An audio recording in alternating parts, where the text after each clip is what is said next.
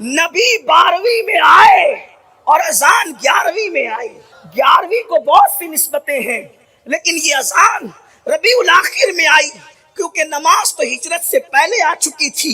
آقا معراج پر تشریف لے گئے.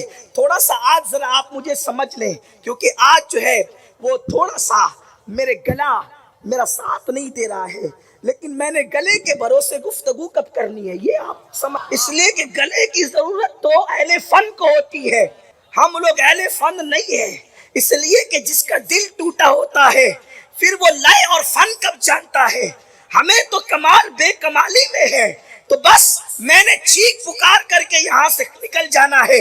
اور آپ میری بات پر توجہ فرمائیں گے میرے آقا علیہ السلام کے دیوانوں، اس پر بھی میں اللہ کی بارگاہ میں توبہ کرتا ہوں کہ میں نے گلے کا شکوہ کر دیا، لیکن لوگوں کو شکایت نہ ہو اس لیے شکوہ کیا یا دعا کی غرض سے کر دیا، اس سے زیادہ کوئی بات نہیں. ورنہ اپنی طبیعت کا گیلا مائک پہ کرنا یہ خدا کی شکایت سمجھتے ہیں، اس لیے کبھی اس کا تذکرہ نہیں کرتے. لیکن بس آپ کی توجہ چاہتا ہوں، تھوڑا سا میری طرف دھیان فرمائیں میرے آقا علیہ السلام کے دیوانوں.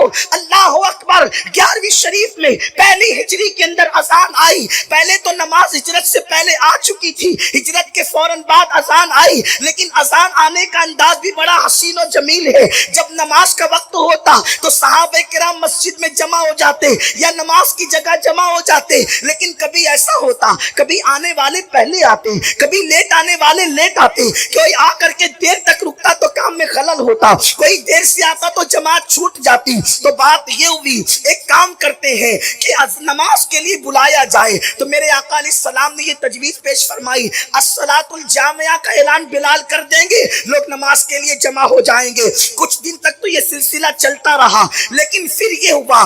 دراصل بات یہ ہے کہ گلی میں جا کر کے بلانا یہ بھی خاص بات ہے، لیکن جس کے گھر کی دعوت ہے، دعوت جس کے گھر سے، دیکھو دعوت کے کئی پہلو ہوتے ہیں. اگر بیٹے کی شادی میں رستے پر آپ نے کسی کو کارڈ دے دیا تو آپ کو برا لگتا ہے. میرا گھر نہیں تھا، مجھے رستے میں دعوت دی. حالانکہ یہ مزاج نہیں ہونا چاہیے، یہ مزاج نہیں ہونا چاہیے. دعوت کہیں بھی ملے، دعوت کہیں بھی ملے قبول کی جاتی. لیکن اسلام کا مزاج بڑا اونچا ہے. اسلام ہلکی پھلکی بات کرتا ہی نہیں. یہاں جھول جھال ہلکی پھلکی بات ہی نہیں، یہاں تو ہر بات بڑی ہے.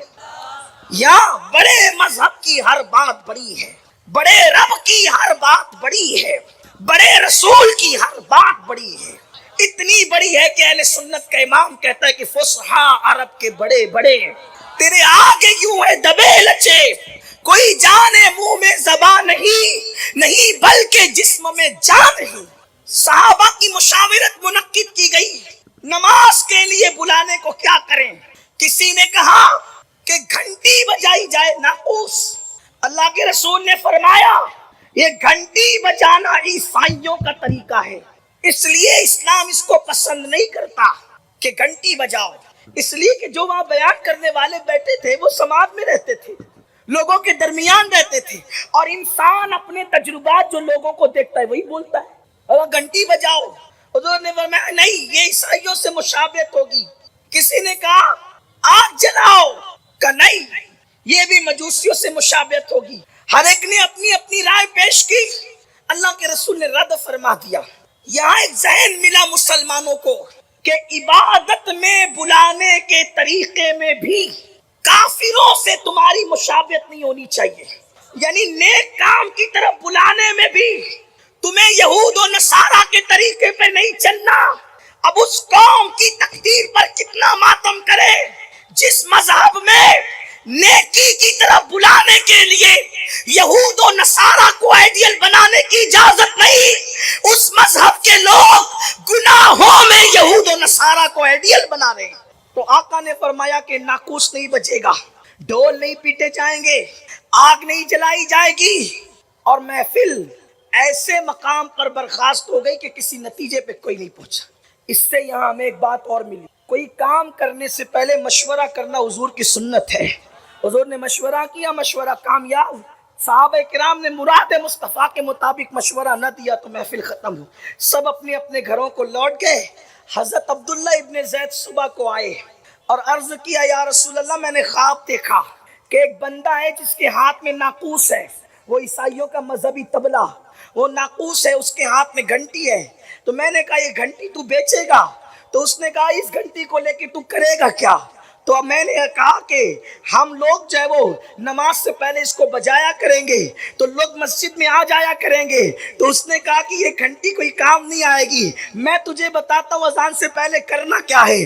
اس طرح کہا جائے اللہ اکبر اللہ اکبر اشہد ان لا الہ الا اللہ اشہد ان محمد رسول اللہ حی علی الصلاۃ حی علی الفلاح اللہ اکبر لا الہ الا اللہ. 15 کلمے اس نے سکھائے، انہوں نے خواب میں اس کو دہرائے، یاد کیا، بارگاہ رسالت میں تشریف لائے، حضور علیہ السلام سے کہا حضور میں نے یہ سیکھا.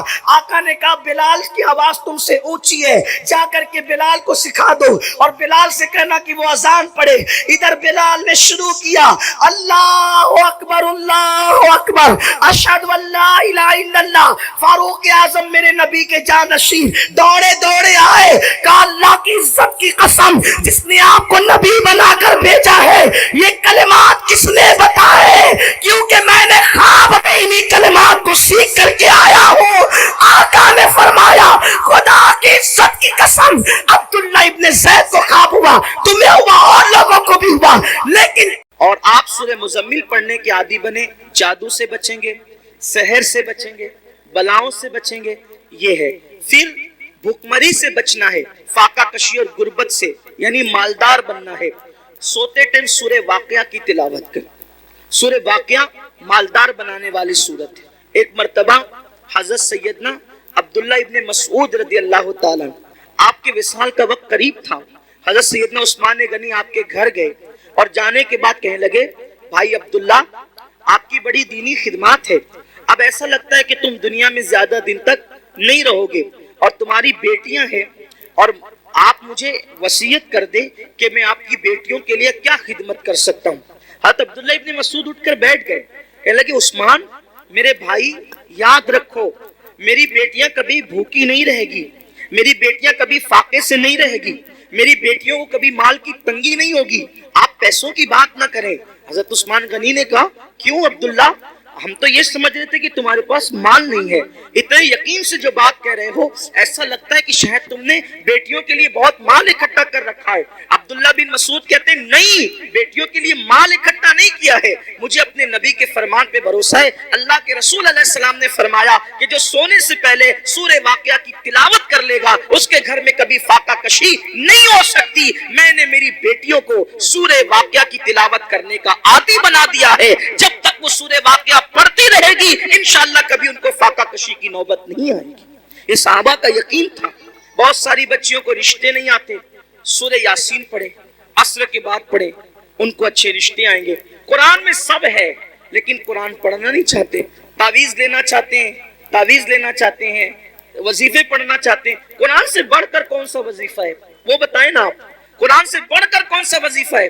دیکھو حضور غریب نواز رضی اللہ تعالیٰ جے پال جوگی کے سارے جادو کا جواب صرف ایک آیت سے دیا ہے غریب نواز نے، اس کو آیت الکرسی کہتے ہیں. آیت الکرسی سے جے پال جوگی ہار گیا، غریب نواز کے مقابلے میں نہیں آ سکا. وہ سورہ فلق سورہ ناس پڑھ کے دم کیجئے نظر بد ختم ہوگی. بچے جو شام کے وقت رات رات بھر روتے ہیں فلق اور ناس پڑھ کر دم کرو، بچے رونا بند کر دیں گے، نہیں روئیں گے بچے. نظر لگتی ہے 3 مرتبہ لیلاف قریش پڑھو، نظر فوراً ختم ہوگی. اب آپ کہیں گے ہم تو کرتے ہیں نا لیکن اثر نہیں ہوتا. یہی بات خاص ہے، یہ بات خاص ہے. ایک مجھے بہت خوبصورت بات یہاں یاد آئی. ہمارے مرشد آبرو سلسلہ چشتیہ شہباز اولیاء حضرت سیدی بابا فرید الدین گنج شکر رضی اللہ تعالی، یہ سلسلہ چشتیہ کی آبرو ہے. بابا فرید بڑے پیارے بزرگ ہیں. بابا فرید الدین غریب نواز نے کہا تھا قطب الدین ایسے شہباز کا تو نے شکار کیا ہے کہ اس کے ذریعے سے قیامت تک تیرا نام زندہ رہے گا.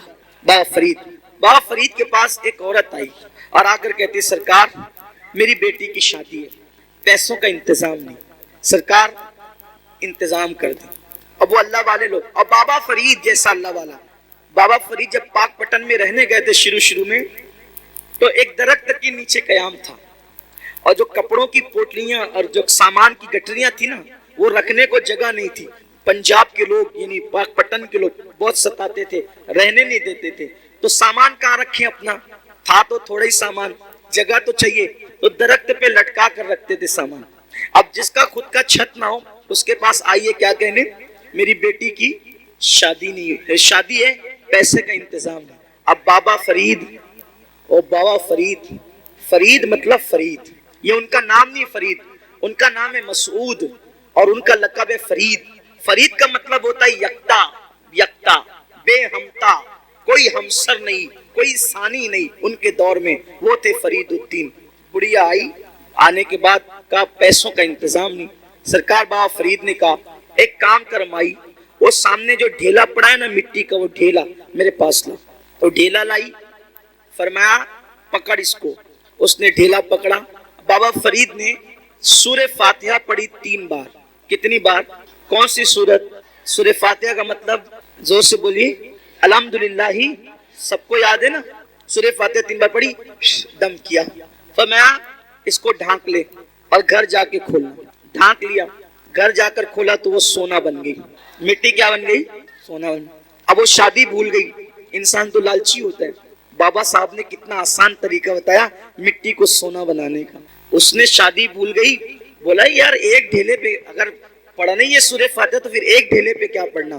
وہ ڈھیلے ہی جمع کرتی رہی مٹی کے، پورا گھر بھر دیا ڈھیلے سے۔ اور جب رات ہوئی تو فاتحہ پہ فاتحہ، فاتحہ پہ فاتحہ، فاتحہ پہ فاتحہ پڑھتی رہی، پھونکتی رہی، پڑھتی رہی، رات سے صبح ہو گئی، وہ مٹی کے مٹی رہی۔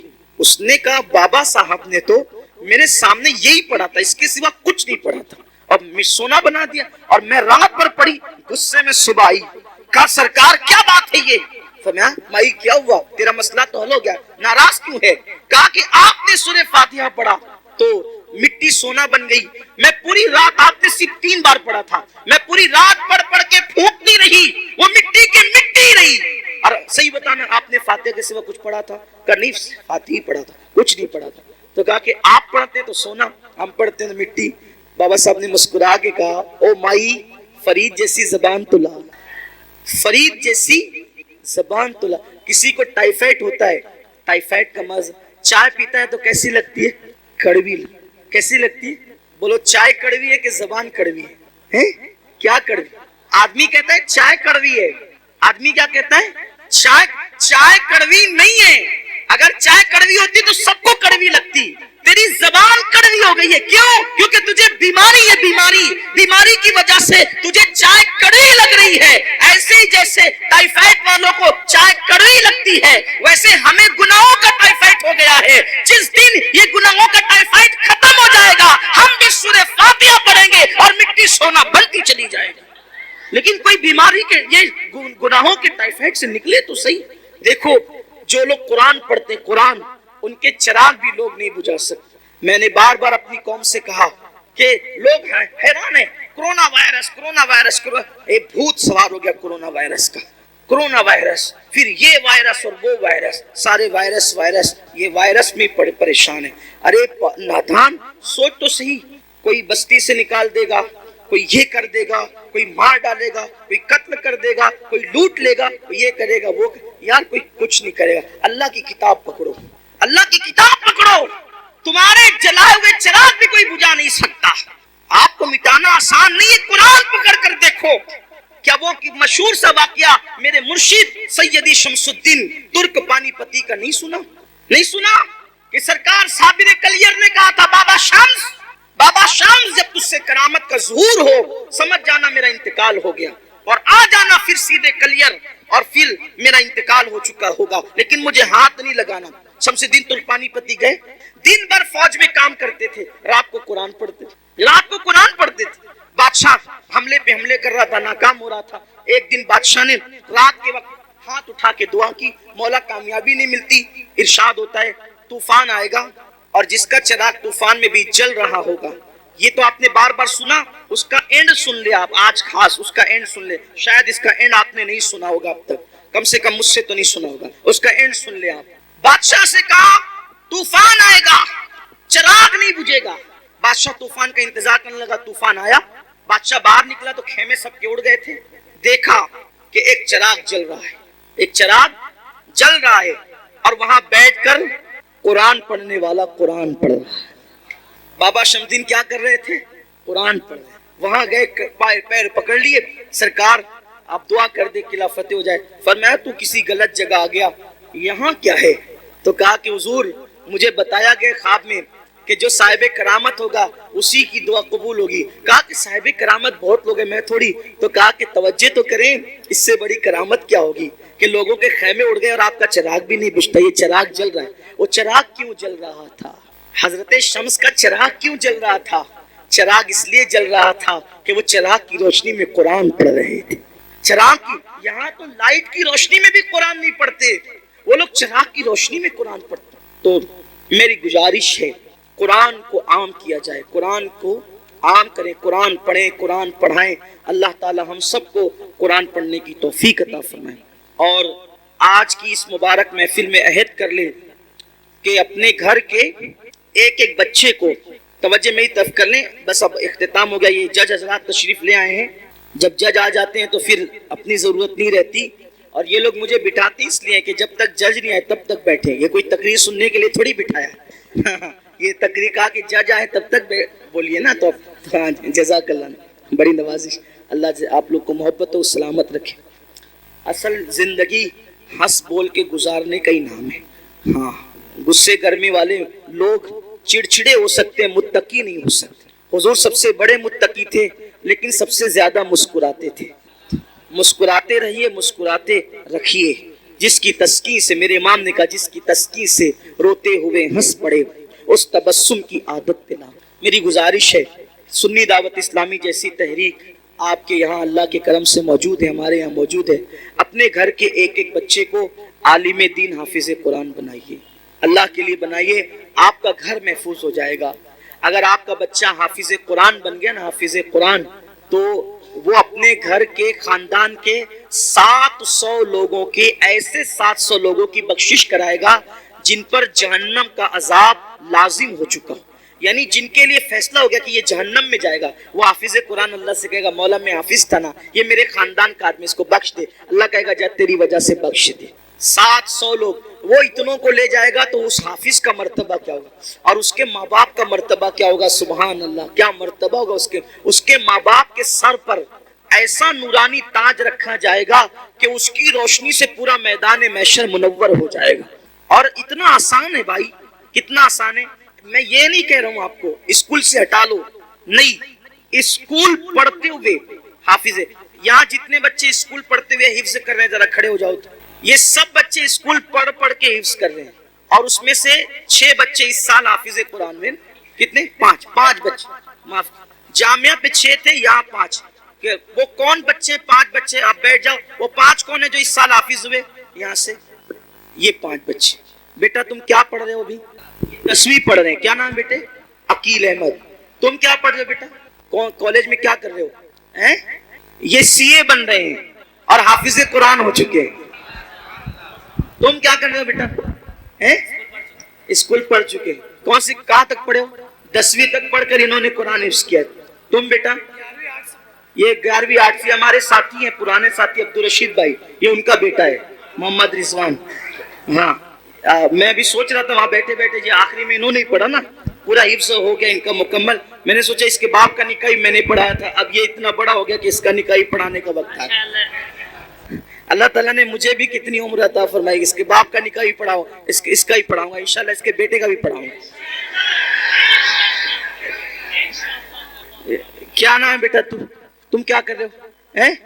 11ویں. یہ بھی پڑھ رہے ہیں آرٹس میں, اور یہ حافظ قرآن. یہ 5 بچے. یہی اسکول نہیں چھوڑنا, اسکول پڑھتے ہوئے دین دنیا دونوں ساتھ ساتھ بیٹھو. یہ میں نے اسی ممبر پہ بیٹھ کر ختم قرآن کے وقت ایک بات کہی تھی کہ ہم وہ دور چاہتے ہیں کہ جو تراویح پڑھانے والا ہو وہ ڈاکٹر ہو, ٹیچر ہو, وکیل ہو, انجینئر ہو. انشاءاللہ یہ منظر آپ چند سالوں کے اندر دیکھیں گے. آپ کا تعاون چاہیے, آپ کی مدد چاہیے. مدد اور تعاون میں یہ نہیں کہہ رہا ہوں کہ چندہ دے کر کرو, چندہ دینا ہو دو, مت دینا ہو مت دو. چندے کی کوئی بات نہیں ہے, دین کا کام اللہ رسول کی مدد سے چلتا ہے. اپنے بچے دو ہمیں, اپنے بچے. آپ سے ہمیں یہ تعاون چاہیے کہ آپ کے بچے چاہیے ہمیں. اور جیسے آپ اسکول کے لیے اپنے بچوں کو تنبیہ کر کے بھیجتے ہیں, ویسے مدرسے میں بھیجے یہاں. اور رپورٹ مفتی صاحب نے کہا نا, ہر مہینہ رپورٹ جا رہی ہے, محنت ہو رہی ہے. دارالعلوم میں جو بڑے دارالعلوم میں جو تنخواہ دی جاتی ہے سنی دعوت اسلامی وہ اس مدرسے میں دے رہی ہے پارٹ ٹائم پڑھانے والوں کو. وجہ کہ بچے اچھے سے تعلیم حاصل کریں, سلسلہ جاری رہے, مضبوط تعلیم ہو تو ماں باپ کے سر پہ تاج ہوگا, تاج. کچھ آخرت کے لیے کر لو. آپ کا بچہ, میں یہ تھوڑی کہتا حافظ بننے کے بعد آپ امامت ہی کرائیے. ارے حافظ بننے کے بعد آپ اس کو کرانہ دکان پہ بٹھائیے, سال بھر کرانہ دکان سنبھالے گا, اس کے بعد وہ رمضان شریف میں تراویح پڑھائے گا.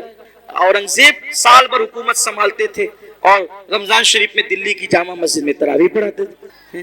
اور کیسے حافظ بنے؟ اب وہ بات پوری بول کے پوری کر دیتا ہوں, ختم کر دیتا ہوں. جو لوگ سن چکے ہیں وہ سن چکے, جو نہیں سنے ان تک پہنچے. میری بہنوں تک میری آواز پورے شہر میں پہنچ رہی ہے. ماؤں سے بھی کہتا ہوں, جنتی بننا ہے, موقع ہے, اپنے بچوں کو عالم حافظ بناؤ. آپ کے لیے نجات کا ذریعہ بنے گا آپ کا بچہ. اورنگزیب کے بیٹے حافظ قرآن بنے. حافظ قرآن بنے تو اورنگزیب نے کہا جاؤ بیٹا دادا کو سلام کر, یعنی شاہ جہاں کو. کس کو؟ صاحب عالم شاہ جہاں کو سلام کر کے وہ گئے. اور جانے کے بعد شاہ جہاں کو, جن کا لقب تھا ہندوستان میں صاحب عالم, صاحب عالم ذل الہی, تاریخ میں ان کے القابات. بڑا بادشاہ, بڑا بادشاہ, اتنا بڑا بادشاہ ہو کر بھی کبھی تہجد نہیں چھوٹی اس شخص. شاہ جہاں تہجد گزار بادشاہ گزرا ہے, کبھی نماز نہیں چھوٹی اس شخص کی. شاہ جہاں جس لوگوں نے تاریخ الٹ پلٹ کر دی, بادشاہوں سے بدگمان کرا دی.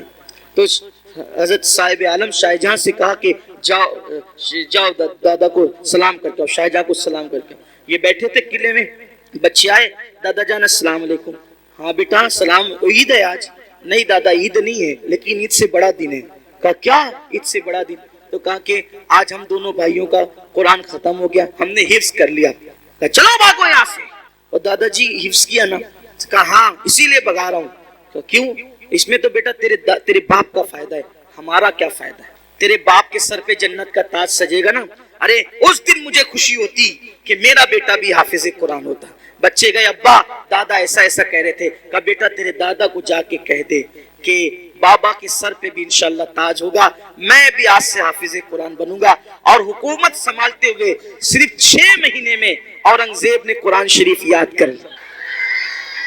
بھائیو وہ حکومت سنبھال کر کے 6 مہینے میں قرآن حفظ کر سکتے ہیں اورنگزیب, تو ہم لوگ کرانہ دکان سنبھال کر نہیں کر سکتے, ہم لوگ دکان چلا کر نہیں کر سکتے. ارے آپ سوچیں, حضور تاج الشریعہ اتنے بڑے عالم دین ماضی قریب کے بزرگ, انہوں نے جب ان کی آنکھوں کی بینائی انتہائی کمزور ہو گئی تھی تب قرآن شریف یاد کرنا. پوری دنیا کا دورہ کر رہے ہیں, فتویٰ دے رہے ہیں, پڑھا رہے ہیں, اور اردو کتابوں کو عربی میں کروا رہے ہیں, اس کے ساتھ قرآن حفظ بھی کر رہے ہیں. اور دنیا سے جاتے جاتے انہوں نے جانے سے پہلے پورا قرآن ختم کر.